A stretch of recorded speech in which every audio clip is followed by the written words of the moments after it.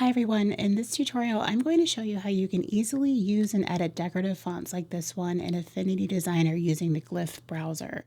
Now this tutorial is in Designer, however it also applies to Photo and Publisher as well. And while I'm using the desktop version of the app, the same process applies in the iPad version. So let's get started.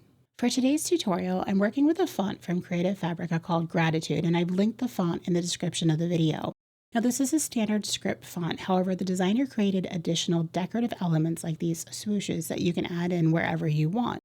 But it's not an automatic part of the font. In fact, when you first type the word, it actually looks like this, and you need to manually add those elements using the Glyph Browser. So let's go ahead and do that. If you have experience working with text in Designer, you know that the app is broken down into the Text Tool and Text Studio. In the iPad version of the app, the two are across from one another on the screen.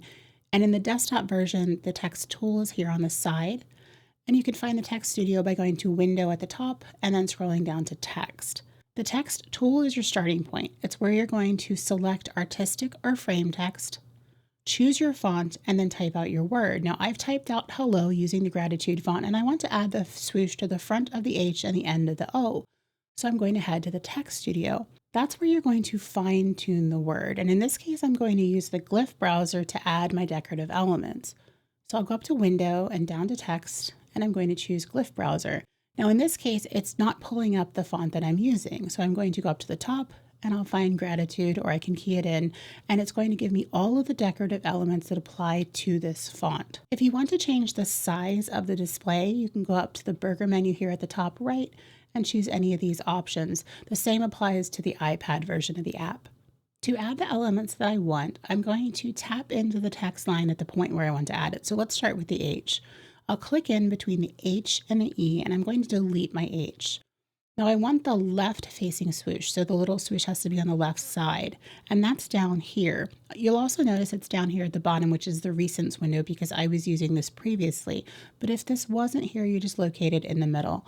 So I'm going to double click on the H, and it's automatically going to add it. Now let's do the same thing with the O. So I'm going to click in with the text tool and delete the O. And in this case, I'll pull it from my recents. So I'll double click and it adds it. Now I can change these out at any time. So if there's another element within the Glyph Browser that I want to add, I just need to follow the same process. I'm just going to move this over and I'll delete my O. And in this case, I'm going to double click and use this one. And I can change those at any time. When I'm done, I can make changes to the size of the overall word, either using the Text Studio. I can highlight my entire word, and I can use the contextual menu here at the top, or with my move tool, I can just drag up and down and the letters are fused together. So that's it. It's that simple to use decorative elements that come with your font in Designer and the rest of the Affinity suite. So let me know below, do you like to use decorative fonts in your work and see yourself venturing into the Glyph Browser? If you have any questions, please don't hesitate to ask below. If you liked this tutorial in Designer, you might want to check out this one next.